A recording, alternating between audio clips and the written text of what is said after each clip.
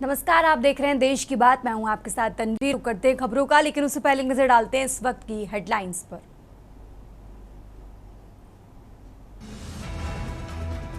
Monsoon सत्र का तीसरा दिन आज। विपक्ष पीएम मोदी के ब्रिटेन दौरे को मुद्दा बना सकता है। पहलगाम हमला, ऑपरेशन सिंदूर पर सदन में चर्चा की मांग। आज 2 दिवसीय दौरे पर ब्रिटेन मालदीव यात्रा पर जाएंगे PM Modi. Free trade agreement पर हो सकता है हस्ताक्षर। राज्यों के भेजे विधायकों को मंजूरी देने की डेडलाइन। केस राष्ट्रपति के 14 सवालों पर सुनवाई करेगी सुप्रीम कोर्ट की संविधान पीठ।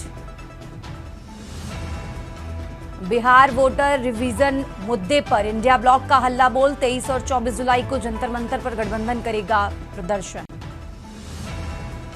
प्लेन क्रैश में जख्मी लोगों का इलाज करेंगे आरएमएल और जफदरगंज के डॉक्टर। बांग्लादेश जा रही भारत की बर्न स्पेशलिस्ट टीम।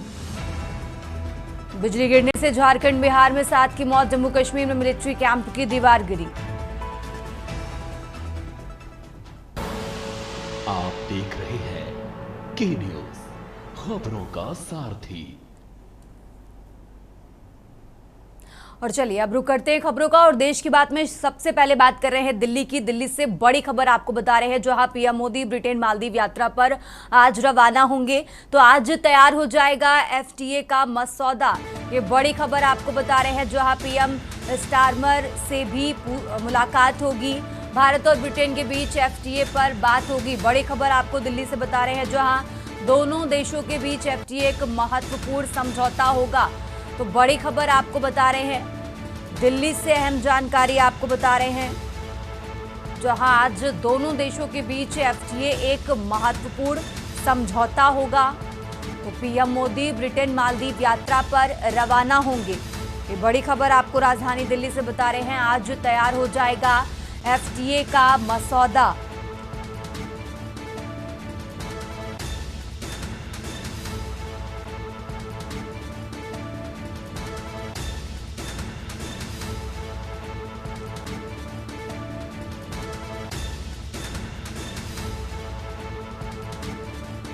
और इसी खबर पर ज्यादा जानकारी के लिए हमारे साथ संदीप जुड़ चुके हैं। संदीप, जिस तरीके से आज पीएम मोदी मालदीव और ब्रिटेन की यात्रा पर हैं और आज एफटीए जो है वो बेहद महत्वपूर्ण मुद्दा है, आज दोनों देशों के बीच इस पर समझौता संभव माना जा रहा है। इससे जुड़ी क्या कुछ जानकारी है आपके पास, दर्शकों को बताइए।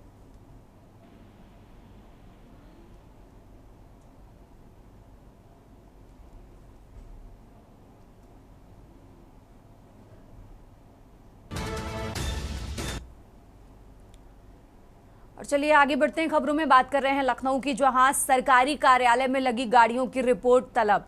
प्रदेश में सरकारी कार्यालय में लगी गाड़ियों की रिपोर्ट तलब होगी। पीली प्लेट की गाड़ियों को सफेद करने की शिकायत पर तलब किया गया है। परिवहन आयुक्त बीएन सिंह ने जिलों से रिपोर्ट मांगी है। तो अफसरों को दी गई कमर्शियल गाड़ियों की जानकारी मांगी गई है। अब तक सिर्फ प्रयागराज के डीएम ने इसकी रिपोर्ट भेजी है। ये बड़ी खबर आपको लखनऊ से बता रहे हैं।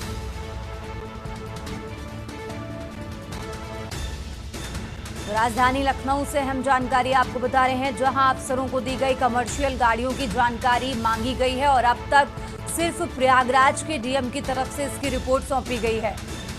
राजधानी लखनऊ से बड़ी खबर आपको बता रहे हैं, जहां सरकारी कार्यालय में लगी गाड़ियों की रिपोर्ट तलब। प्रदेश में सरकारी कार्यालय में लगी गाड़ियों की रिपोर्ट तलब और अब तक सिर्फ प्रयागराज के डीएम ने इसकी रिपोर्ट भेजी है। लखनऊ से अहम जानकारी आपको बता रहे हैं, जहां प्रदेश में सरकारी कार्यालय में लगी गाड़ियों की रिपोर्ट तलब की गई है और पीली प्लेट की गाड़ियों को सफेद करने की शिकायत पर रिपोर्ट मांगी गई है। परिवहन आयुक्त बीएन सिंह ने जिलों से रिपोर्ट मांगी और अब तक सिर्फ प्रयागराज के डीएम की तरफ से इसकी रिपोर्ट सौंपी गई है।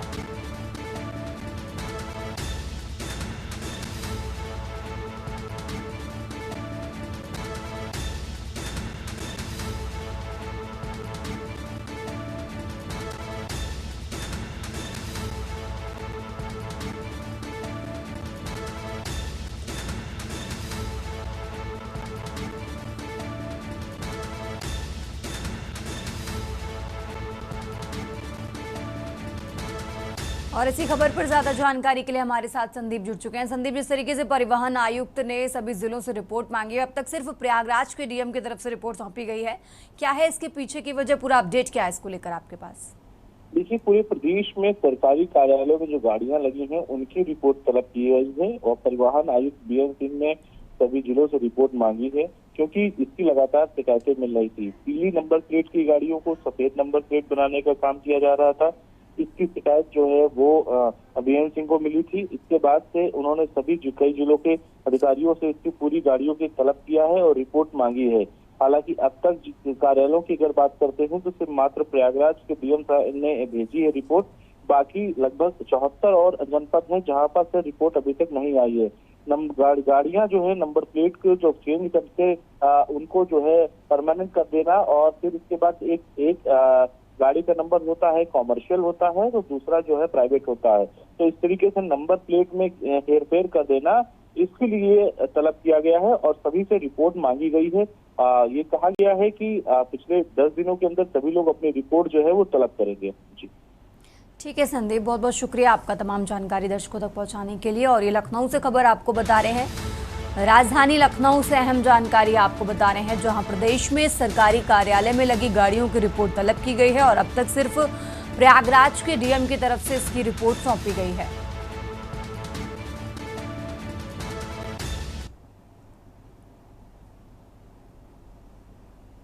आगे बढ़ते हैं खबरों में। लखनऊ से एक और बड़ी खबर आपको बता रहे हैं, जहां चुनाव आयोग ने 119 सियासी दलों को नोटिस भेजा है। तो चुनाव आयोग के नोटिस पर केवल 25 दलों के प्रतिनिधि पेश हुए हैं। 6 साल में एक भी चुनाव न लड़ने वाले दलों को नोटिस पंजीकृत किया गया है।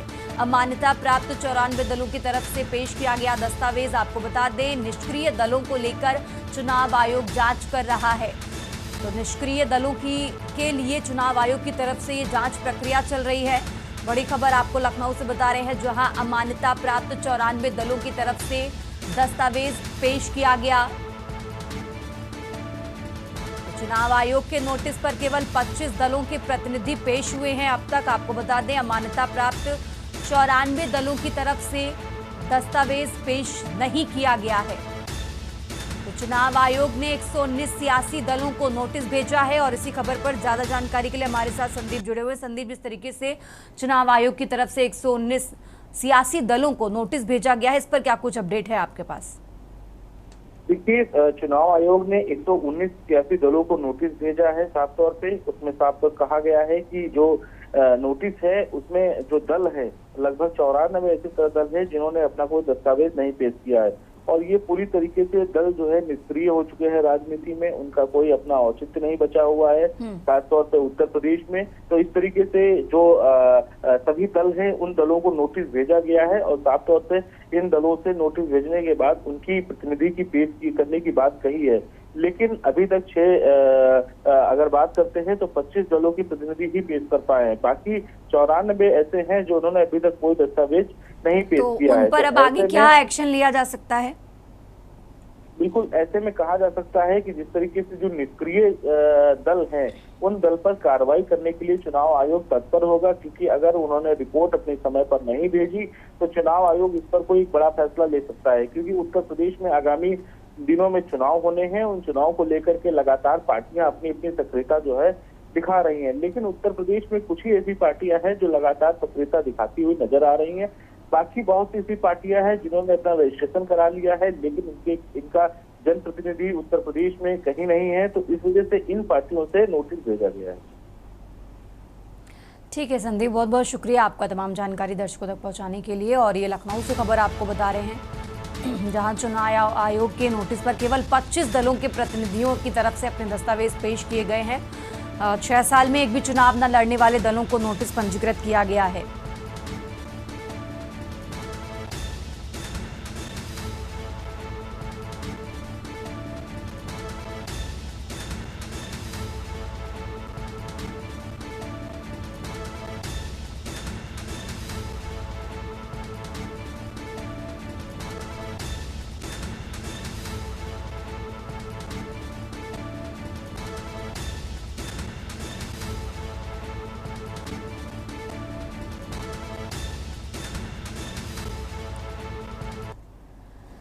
आगे बढ़ते हैं खबरों में। सावन की शिवरात्रि पर उमड़ा आस्था का सैलाब। सुबह से ही भक्तों की लंबी कतारें लगी हैं। जलाभिषेक को लेकर लंबी कतारें लगी हैं। हर हर महादेव के जयकारों से शिवधाम गूंजा है। तो शिवालयों में उमड़ा आस्था का सैलाब। सुबह से ही भक्तों की लंबी कतारें लगी हुई हैं। जलाभिषेक को लेकर ये लंबी कतारें लगी। हर हर महादेव के जयकारों से शिवधाम गूंज उठा है।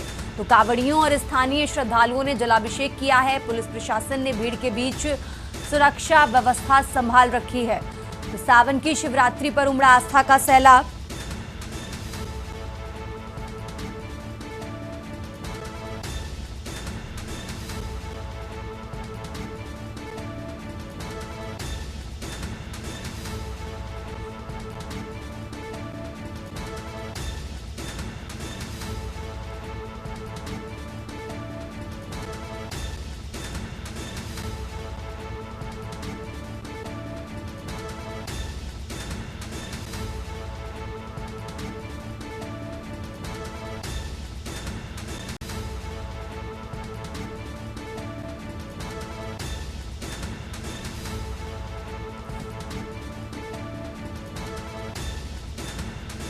और इसी खबर पर ज्यादा जानकारी के लिए हमारे साथ हरिद्वार से मनोज कश्यप, गाजियाबाद से जयवीर मावी, वाराणसी से विक्की डे और हापुड़ से अनुज चौधरी हमारे साथ जुड़ चुके हैं। सबसे पहले रुक करते हैं हरिद्वार का। मनोज कश्यप हमारे साथ है। मनोज, इस तरीके से आज सावन की शिवरात्रि पर आस्था का सैलाब सभी शिवालयों में नजर आ रहा है। फिलहाल आप क्या कुछ नजारा देख पा रहे हैं?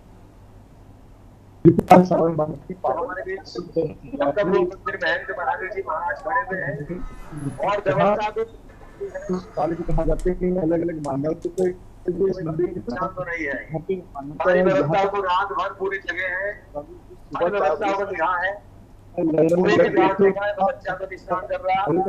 सुबह से यहाँ पे अभिषेक किए जा रहे लंबी लंबी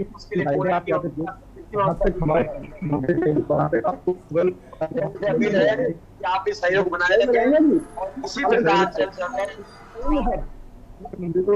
जल अभिषेक करने लगे। खास तौर से इस मंदिर की अधिक मान्यता ये भगवान भोलेनाथ ससुराल कहा जाता है। ये भी मान्यता है कि भगवान भोलेनाथ एक महीने तक, यानी जो सावन का माह होता है उससे एक महीने तक भगवान भोलेनाथ पूरे सावन यहीं से बैठ के पूरी सृष्टि का संचालन करते। तो मान्यता ये है कि लगातार यहाँ जो ससुरालू होते हैं वो यहाँ पे पूजा पाठ करते हैं, बात भी कर लेते हैं। जी कहाँ क्या है मुजफ्फरनगर किस तरीके से देखते हैं, क्या मान्यता है मंदिर की?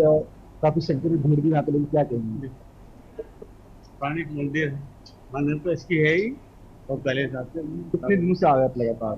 2 सालों से। व्यवस्था 50 साल का क्या होता है? पुलिस की व्यवस्था कैसी है? बढ़िया, सब बहुत बढ़िया। तो बिल्कुल देखिए, यहाँ पे तमाम जो ऐसे श्रद्धालु जो सालों साल से यहाँ पर आते हैं, क्योंकि यहाँ की अलग अलग मान्यताओं के नाम से इस मंदिर की पहचान है। भगवान भोलेनाथ की ससुराल इसको कहा जाता है। ये भी कहा जाता है कि जब राजा दक्ष ने यहाँ पे यज्ञ किया था और भगवान भोलेनाथ को उसका निमंत्रण नहीं दिया था, जिस वजह से भगवान भोलेनाथ यहाँ पे नाराज हो गए थे। लेकिन यहाँ पे जब यज्ञ हुआ था तो सती माता ने इसमें यज्ञ के अंदर जो है अपनी आहुति दी थी। इसके बाद भगवान भोलेनाथ क्रोधित होकर यहाँ पे उनको एक जो है श्राप भी देते। इसके बाद यहाँ पे भगवान भोलेनाथ की अलग ही एक मान्यता यहाँ पे मानी जाती है। इसको लेकर तमाम सुबह से जल अभिषेक करे। तमाम यहाँ पे आप देख सकते हैं कि सुबह से 4 बजे से करीब तमाम जो श्रद्धालु थे वो मंदिर प्रांगण में पहुंच गए थे और भगवान भोलेनाथ का जल अभिषेक कर रहे थे। अभिषेक कर रहे कहा जाता है कि आज जो भगवान को जल, दूध, भांग देते और बेल पत्र चलाते हैं, उनकी तमाम मनोकामना जो होती है वो पूर्ण होती है। जी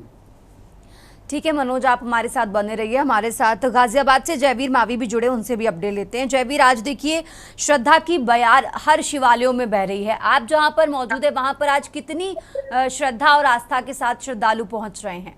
जयवीर।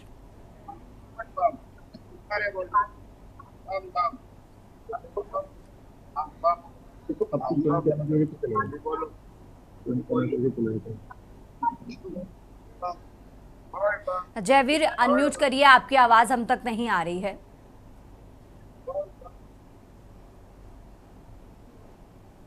ठीक है, जयवीर से संपर्क नहीं हो पा रहा है। वाराणसी से विक्की डे हमारे साथ हैं, उनसे भी अपडेट लेते हैं। विक्की, आज वाराणसी में क्या कुछ नज़ारा नजर आ रहा है? आज देखिए सावन की शिवरात्रि है, बेहद खास दिन है। आज श्रद्धा की बयार हर जगह बह रही है, वहां से क्या कुछ अपडेट है वाराणसी से विक्की? तो बिल्कुल तन्वी, मैं आपको बता दूं कि ऐसे तो काशी जो है महादेव की नगरी कही जाती है। ऐसे में सावन का जो पावन मास चल ही रहा है, उसके साथ आज विशेष हो जाता है इसलिए कि सावन मास का जो है शिवरात्रि है। तो ऐसे में विशेष हो जाता है। और यहाँ पे काशी विश्वनाथ के अलावा भी कई ऐसे मंदिर है जो अपने आप में विशेष महत्व रखता है। मैं दिखाना चाहूंगा तस्वीरों के माध्यम से। इस समय जहाँ मैं मौजूद हूँ, तिलभांडेश्वर मंदिर है। तिलभांडेश्वर मंदिर इसलिए इसका नाम ये मान अपने आकार में बढ़ते हैं। और ये देख सकते हैं इतना बड़ा शिवलिंग जो बनारस में इसके अलावा कहीं नहीं है। इसका विशेष महत्व माना जाता है। और आज जो है यहाँ पे बड़ी संख्या में श्रद्धालु दर्शन करने के लिए सुबह से ही आ रहे हैं। और देख सकते हैं भक्त किस तरह से नंदी जी के कान में जो है अपनी अर्जी लगा रहे हैं महादेव जाने के लिए। और सुबह से ही मंदिरों में यह भीड़ लगी हुई है। तो कह सकते हैं कि वाराणसी में जो है सावन का पवित्र मास है, ऊपर से जो है यहाँ पे जो है आज शिवरात्रि है। ऐसे में आज के दिन जो विशेष व्रत रखा जाता है और बाबा का जलाभिषेक किया जाता है, बेलपत्र, दूध और साथ ही साथ जो है अभिषेक के साथ जो है इनका आज विशेष महत्व माना जाता है। जी विकी, और मंदिर में क्या कुछ इंतजाम आपको नजर आ रहे हैं, जरा वो भी बताइए दर्शकों को।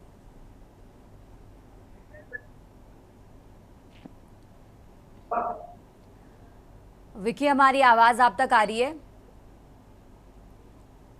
ठीक है, जयवीर गाजियाबाद से जयवीर है, उनसे अपडेट लेते हैं। जयवीर, आपके पास क्या कुछ नज़ारा आप देख पा रहे हैं? शिवालयों में कितनी भीड़ है, श्रद्धालु कितनी आस्था के साथ आज पहुंच रहे हैं? देखिए, आपको बता दें कि मैं इस समय मौजूद हूँ गाजियाबाद के प्रसिद्ध मंदिर दुर्गेश्वरनाथ मंदिर पर, जहाँ पर रात 12 बजे से ही भक्तों की लंबी लाइनें लगी हुई है। और आप तस्वीरों में भी देख पाएंगे कि किस तरह यहाँ पर आपको बता दें कि भारी बारिश, यहाँ पर लगभग 1 घंटे से ज्यादा समय से भारी बारिश हो रही है। और बारिश के बीच भी जो श्रद्धालु है यहाँ पर डटे हुए हैं। मैं यहाँ पर आपको दिखा दूं कि भारी बारिश, जो जन सैलाब है। भैया, क्या नाम है आपका? अगर कि ज्यादा बारिश हो रही है, बारिश में भी आप लाइन लगे, क्या कहोगे? देखिए, आपको बता दें कि जिस तरह से गाजियाबाद की बात करें तो इस समय भारी बारिश, लगभग 1 घंटे से ज्यादा समय से यहाँ पर बारिश हो रही है। और बारिश में यहाँ पर जो महिलाएं भी है और कोई तमाम लोग है। रंजी, क्या नाम है आपका? बारिश हो रही है, बारिश में भी आप लाइन में लगे हो, क्या कहोगे? भक्त तो बोले तो भक्त इनका कहना है कि बारिश हो या आग तूफान हो, किसी भी तरह से इसका कोई प्रभाव नहीं पड़ना है। वहीं आपको बता दें कि जिस तरह भारी बारिश है, आप तस्वीरों में भी देख पाएंगे कि कर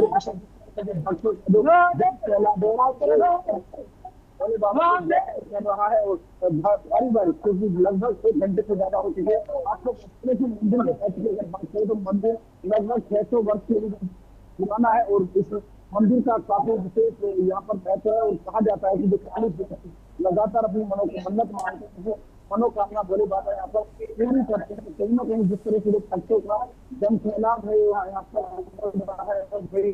जिस तरह से बारिश के बीच में जो आस्था का सैलाब है, उसमें भक्त अपने इस चीजों को मनाने के लिए, जो आज हमसे बात करें तो तीन का जो त्योहार है यहाँ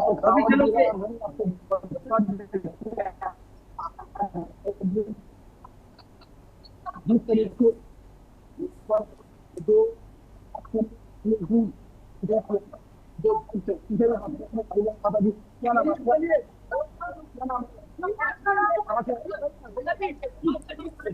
भारी बारिश के बीच भी यहाँ पर हालांकि सेवादार भी लगे, भारी पुलिस कर्मचारी भी यहाँ पर लोग यहाँ पर भक्तों को लाइन से लगा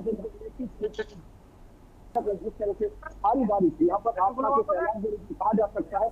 लगभग सुबह रात के 12 बजे से यहाँ पर जब भक्त 12:01 से भक्तों ने यहाँ पर जो जल चढ़ाना शुरू कर दिया था। और आपको बता दें कि रात को 4:18 तक जल चढ़ेगा, जो शुभ मुहूर्त है। तो कहीं ना कहीं आज जो जिस तरह से जो भक्त है, जो हरिद्वार आगे से कावड़ लेकर आ रहे हैं, यहाँ पर पहुंच रहे हैं। और तमाम लोग अपने इस देवता को, क्योंकि यहाँ पर जाता है कि 40 दिन तक यदि कोई अपनी मन्नत मांगता है, यहाँ पर पूजा करता है, तो उसकी मनोकामना भगवान भोलेनाथ अवश्य पूरी करते हैं। ऐसा इस मंदिर के बारे में कहा जाता है, जिसको लेकर यहाँ पर भारी भीड़ है। वहीं आपको बता दें कि प्रदेश के मुख्यमंत्री योगी आदित्यनाथ भी यहाँ पर आकर पूजा अर्चना कर चुके हैं। और मंदिर को बिल्कुल, आज का दिन शिव भक्तों के लिए बेहद खास महत्व रखता है। जयवीर, आप हमारे साथ बने रहिए। और हम बात कर रहे हैं सावन की शिवरात्रि की, और तस्वीरें आपको दिखा रहे हैं जहां आज सुबह से ही कांवड़ियों और श्रद्धालुओं में खास उत्साह है। सावन की शिवरात्रि पर आस्था का सैलाब उमड़ रहा है। सुबह से ही भक्तों की लंबी कतारें हर शिवालयों में नजर आ रही हैं। यहाँ रुकते एक छोटे से ब्रेक के लिए, फौरन हाजिर होते हैं। आप देख रहे हैं के न्यूज, खबरों का सारथी। ब्रेक से वापस आ चुके हैं और अब बात कर रहे हैं सावन की शिवरात्रि की। आज सावन की शिवरात्रि पर हर शिवालयों में आस्था का सैलाब उमड़ रहा है और ज़्यादा जानकारी के लिए हमारे साथ हापुड़ से अनुज चौधरी जुड़े हुए, उनसे जानकारी लेते हैं। अनुज, जिस तरीके से आज सावन की शिवरात्रि की हम बात कर रहे हैं, आज सुबह से ही भक्तों में खास उत्साह नजर आ रहा है और यही कारण है कि आज शिवालयों में भी भारी भीड़ नजर आ रही है। अनुज, आपके पास इसको लेकर क्या कुछ जानकारी है, जरा वो तस्वीरें और वो जानकारी दर्शकों को बताइए।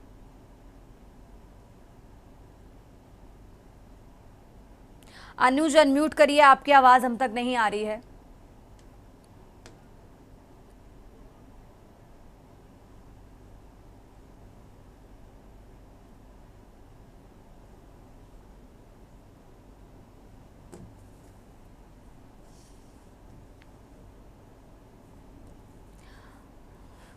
अनुज, अनम्यूट करिए, आपकी आवाज हम तक नहीं आ रही है।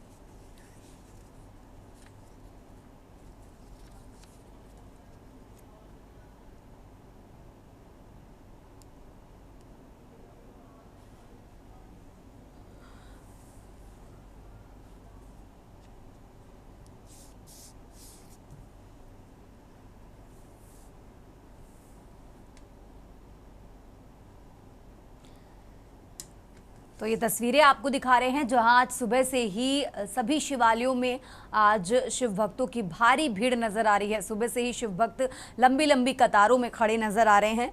और मनोज, आपका भी बहुत बहुत शुक्रिया, जयवीर आपका भी शुक्रिया, और वाराणसी से विक्की डे हमारे साथ जुड़े थे, विक्की आपका भी शुक्रिया ये तमाम जानकारी दर्शकों तक पहुंचाने के लिए।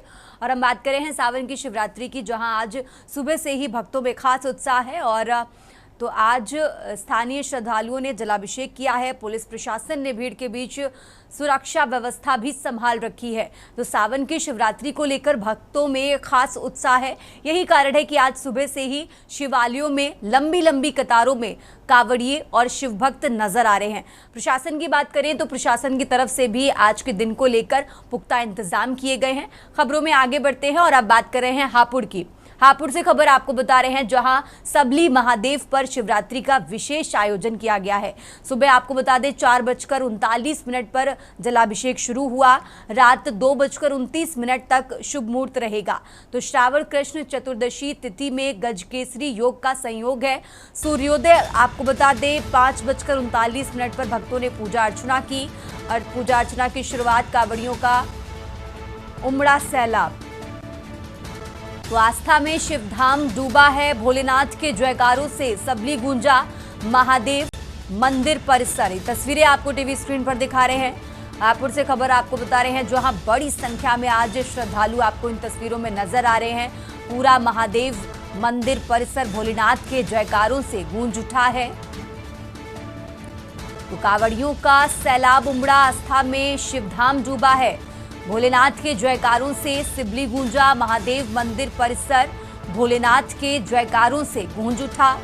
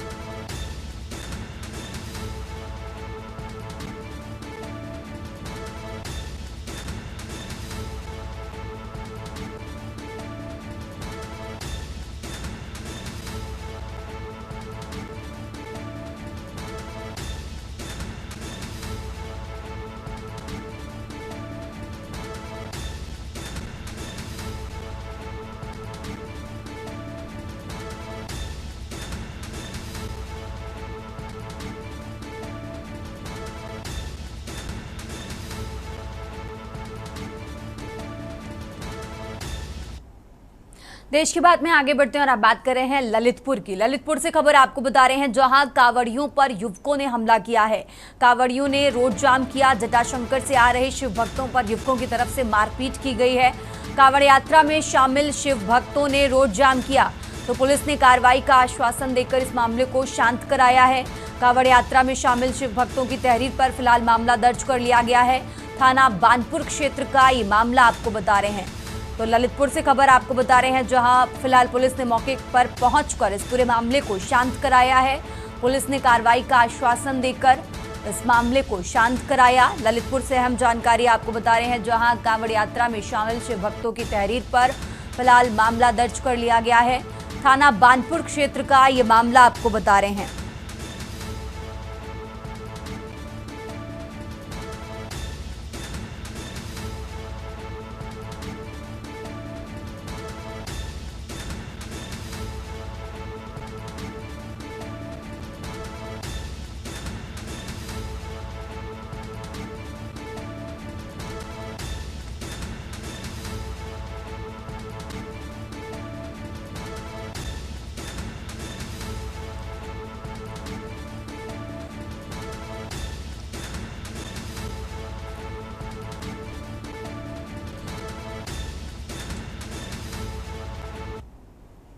और अब खबर सहारनपुर से है, जहां सरसावा थाना क्षेत्र के गांव टिक्का डबरा में प्लॉट की नींव भरने को लेकर एक ही समुदाय के दो पक्षों के बीच विवाद हो गया। मामूली कहासुनी के बाद मामला इतना बढ़ गया कि देखते ही देखते दोनों पक्षों में हिंसक झड़प शुरू हो गई। इस दौरान लाठी डंडों, ईंटों और धारदार हथियारों का खुलकर इस्तेमाल किया गया। घटना में 2 महिलाओं सहित कुल 5 लोग घायल हो गए हैं, जिनमें एक युवक की हालत गंभीर बताई जा रही है। तो गंभीर रूप से घायल युवक को फिलहाल उपचार के बाद चंडीगढ़ हायर सेंटर रेफर कर दिया गया है। इधर सूचना मिलते ही थाना प्रभारी निरीक्षक नरेंद्र कुमार शर्मा पुलिस बल के साथ मौके पर पहुंचे और स्थिति को नियंत्रित किया है। तो पुलिस की उपस्थिति से गांव में फिलहाल शांत माहौल है, लेकिन तनाव की स्थिति को देखते हुए सुरक्षा व्यवस्था बढ़ा दी गई है। एसएसपी आशीष तिवारी ने बताया कि दोनों पक्षों से 4 नामजद आरोपियों के खिलाफ गंभीर धाराओं में मुकदमा दर्ज कर लिया गया है। पुलिस ने तुरंत कार्रवाई करते हुए 4 आरोपियों को फिलहाल हिरासत में ले लिया है।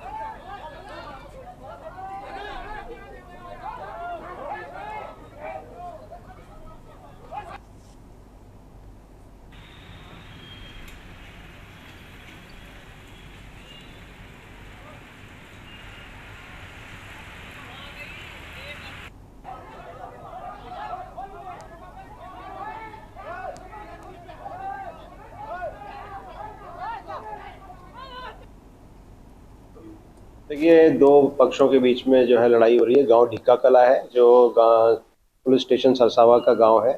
वहां पर 2 पक्षों के बीच में कुछ ईंट फेंकते हुए लोग दिख रहे हैं। उसमें जो एफआईआर है उसको इमीडिएटली दर्ज किया गया। इसमें जो 4 लोग हैं उनकी अरेस्टिंग कर ली गई है। वहां पर मौके पर पूर्ण रूप से शांति व्यवस्था है। दोनों पक्षों के जो मुकदमे जो मेडिकल के अनुसार हैं वो लिखे गए हैं और अब अग्रिम वैधानिक कार्रवाई जो है इसमें की जा रही है। इसमें प्रिवेंटिव की कार्रवाई भी जो है मेरे द्वारा थानेदार को बताई गई। तो विवाद क्या था? विवाद आपसी विवाद था, जो आसपास के पड़ोसियों का विवाद बता रहे हैं। तो अभी इसमें जांच का विषय है, आगे इसमें जांच में और क्लियर होगा। आगे बढ़ते हैं खबरों में और अब बात कर रहे हैं सोनभद्र की, जहां पुलिस ने भारी मात्रा में अंग्रेजी शराब बरामद की है। पुलिस को देखकर तस्कर फरार हुआ, गाड़ी छोड़कर भागा। झारखंड नंबर की कार से बरामद हुई है 129 लीटर अवैध शराब। वाहन की सीटों के नीचे छिपाकर ले जाई जा रही थी 718 टेट्रा पाउच। तो चहलवा सुकृत मार्ग पर पुलिस को देख भागा चालक। तो फिलहाल पुलिस इस पूरे मामले की जांच पड़ताल में जुटी हुई है। रॉबर्ट्सगंज कोतवाली क्षेत्र के तकिया का ये मामला आपको बता रहे हैं।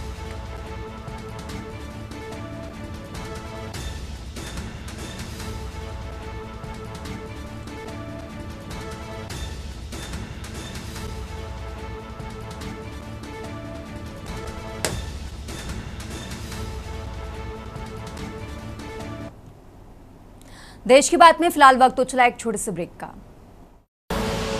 आप देख रहे हैं के न्यूज, खबरों का सारथी। ब्रेक से वापस आ चुके हैं, रुक करते हैं खबरों का। अब बात कर रहे हैं महासमुंद से है खबर, जहां पिथौरा थाना क्षेत्र के ग्राम पोटापारा निवासी योगेश पटेल को रानी जमीन बाड़ी की बात को लेकर आपसी रंजिश रखा हुआ था, जो 21 जुलाई 2025 को शाम तकरीबन 7 बजे पोटापारा चौक के पास पहले से हमला करने के उद्देश्य से रोड किनारे छिपकर खड़ा था, जिसे ही किरण पटेल हंसराज पटेल की बहू उस पर हमला करने की कोशिश करी, लेकिन किरण पटेल अपनी स्कूटी तेजी से चलाते हुए अपने घर की ओर जाती है। वैसे ही आरोपी योगेश पटेल मारने के लिए अपनी गाड़ी भी तेजी से किरण पटेल पीछा करने लगा और दुर्पति पटेल के घर में घुसकर हंसराज पटेल पर हमला कर दिया।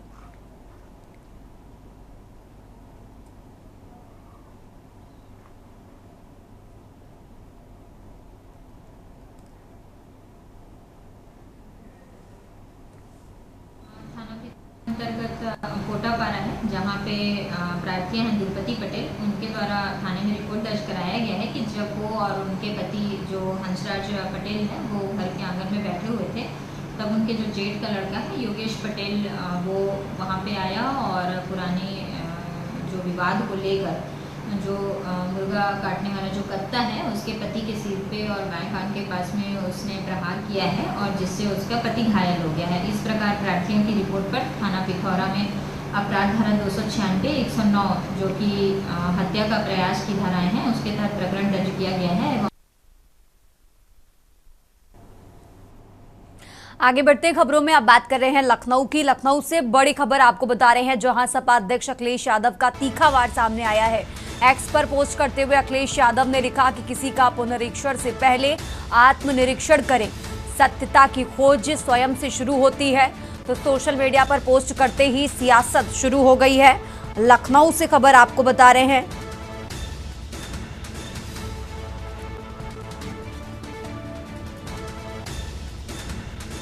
तो सपा अध्यक्ष अखिलेश यादव की तरफ से एक्स पर पोस्ट किया गया है। लखनऊ से बड़ी खबर आपको बता रहे हैं।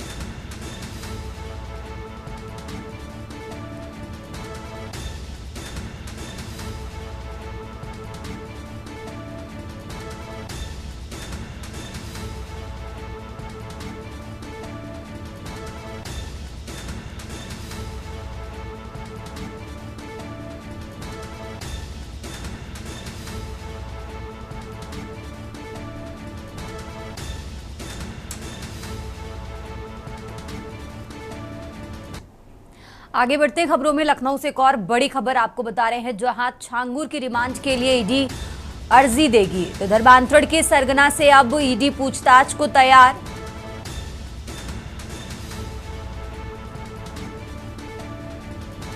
अवैध धर्मांतरण मामले में विदेशी फंडिंग जांच के दायरे में विदेशी फंडिंग को लेकर छांगुर से अब पूछताछ होगी। छांगुर उर्फ जलालुद्दीन को रिमांड पर लेगी ईडी। तो छांगुर के साथ नीतू उर्फ नसरीन को भी रिमांड पर लेगी ईडी। आपको बता दें, यूपी एटीएस ने 7 दिन की रिमांड पर छांगुर को लिया था। तो रिमांड पर लेकर दोनों से लंबी पूछताछ की जाएगी। तो धर्मांतरण मामले में पूछताछ के दौरान कई बड़े खुलासे हुए थे। लखनऊ से खबर आपको बता रहे हैं।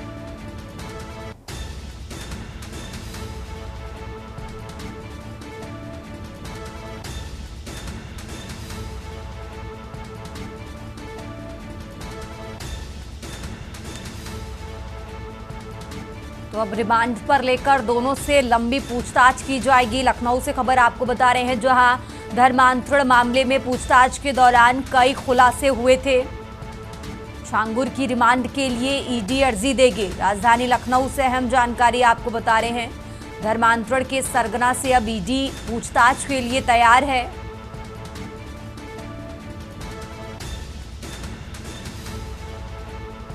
और इसी खबर पर ज्यादा जानकारी के लिए हमारे साथ शिवा शर्मा जुड़ चुके हैं। शिवा, जिस तरीके से अब ईडी छांगुर से पूछताछ के लिए तैयार है, आगे क्या लग रहा है इस मामले में? क्या बड़े खुलासे हो सकते हैं जब ईडी इन दोनों से पूछताछ करेगी? देखिए, ईडी इस पूरे मामले में पहले ही मामला दर्ज कर चुकी है, क्योंकि करोड़ों के विदेश और खाड़ी देशों से फंडिंग का मामला सामने आया था, जिसके बाद एटीएस और एसटीएफ ने इस बात के जो सबूत थे वो एनफोर्समेंट डायरेक्टरेट को सौंपे थे जब उन्होंने एफआईआर की प्रतिलिपि मांगी थी। और ये संभावना है कि आज एनफोर्समेंट डायरेक्टरेट के अफसर लखनऊ की अदालत में आज छांगुर के खिलाफ जो रिमांड अर्जी है वो दाखिल करेंगे और छांगुर को रिमांड पे लेकर के पूछताछ करेंगे, क्योंकि जमालुद्दीन और छांगुर का एक बड़ा नेटवर्क उत्तर प्रदेश ही नहीं पूरे देश भर में एक धर्मांतरण गिरोह का एक बड़ा नेटवर्क निकल करके सामने आया है। तो ऐसे में जो निवेश था जो खाड़ी देशों से और विदेशों से भारत में आता था वो किस किस तरीके आता था और कैसे खपता था, क्योंकि ईडी के पास तमाम ऐसे दस्तावेज हैं जिसके लिए जांच करने के लिए छांगुर को सामने बैठा करके उससे पूछताछ करना, उससे क्रॉस क्वेश्चनिंग करना ये जरूरी है। इसलिए अब जो लखनऊ जेल में जमालुद्दीन और छांगुर बंद है उसको ईडी के अफसर अगर रिमांड के लिए कोर्ट से अपनी अर्जी लेकर के मांगते हैं और कोर्ट अगर उनको रिमांड दे देता है तो ईडी के अफसरों के लिए और जांच एजेंसी के लिए बहुत आसानी होगी कि वो अपनी जितनी भी जांच है, जितनी भी खोजबीन उनकी पैसों को लेकर के हुई है उसको एक आसान राह दे सकते हैं। तो अब कोर्ट देखना होगा कि छांगुर की जो रिमांड है उसको एक्सेप्ट करता है कि नहीं। अगर एक्सेप्ट करता है तो कितने रिमांड देगा और उसके लिए ईडी अफसर कैसे तैयार होते हैं। तो आज देखने वाली बात होगी जब कोर्ट के अंदर जब ईडी के जो प्रोसिक्यूशन जो वकील है वो जब रिमांड अर्जी के लिए दाखिल करते हैं तो कोर्ट अपना क्या कुछ बातें कहता है और कितने दिन की रिमांड देता है। बिल्कुल शिव, आप हमारे साथ बने रहिए, हम आगे भी आपसे अपडेट लेते रहेंगे। और ये लखनऊ से बड़ी खबर आपको बता रहे हैं।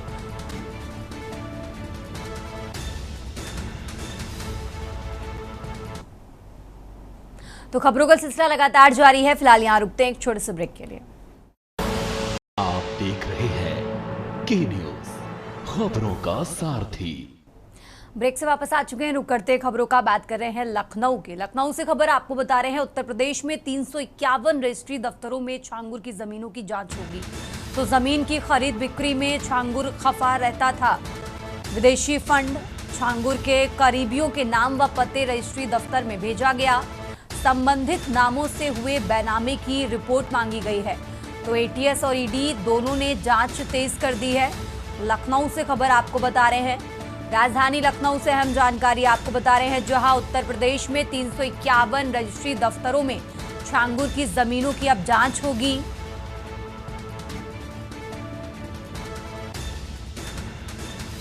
और इसी खबर पर ज्यादा जानकारी के लिए हमारे साथ शिवा शर्मा जुड़ चुके हैं। शिवा, जिस तरीके से उत्तर प्रदेश में अब 351 रजिस्ट्री दफ्तरों में छांगुर की जमीनों की जांच होने वाली है, जिससे पता चल जाएगा कि उसने कितना अपना अवैध जमीनें कर रखी हैं, क्या कुछ पूरी जानकारी इसको लेकर आपके पास?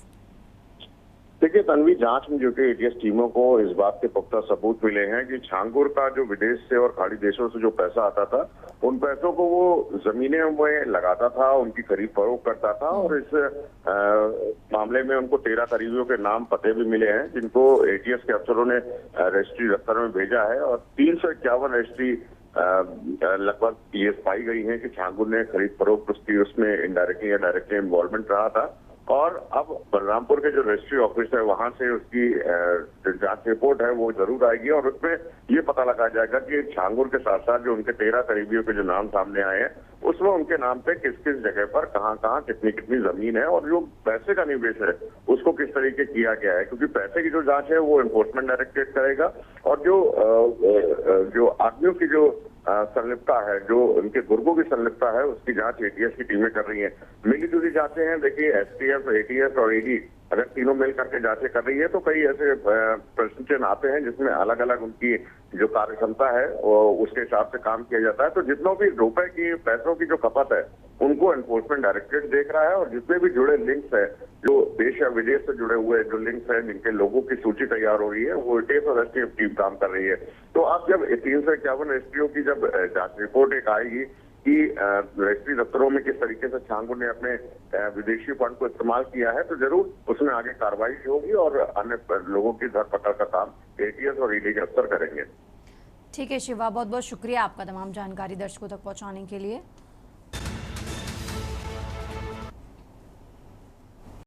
देश की बात में फिलहाल इतना ही। आप देखते रहिए के न्यूज इंडिया।